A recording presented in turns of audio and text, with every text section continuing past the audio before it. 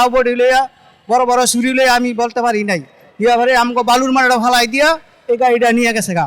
তারপরে এরকম ইদারিং মানে আমগো বহুত কষ্ট। তো এই সরকারের কাছে আবেদন, আগে সরকার থাকতে তো আমরা সুস্থ মতো গাড়ি চালাইছি, ঠিক মতন চলাফেরা করছি। আর দ্বিতীয় এই সরকার আসছে পরের তেনে আমরা অনেক একটা আশা করছিলাম, আগে সরকারে খারাপ করছে, এই সরকার আরও ভালো করব। কিন্তু ইদারিং আমরা দেখতেছি এই সরকারে আইসে পরের তেনে আমগো আরও চলতে ফিরতে বহুত কষ্ট হয়ে যাইতেছে গা।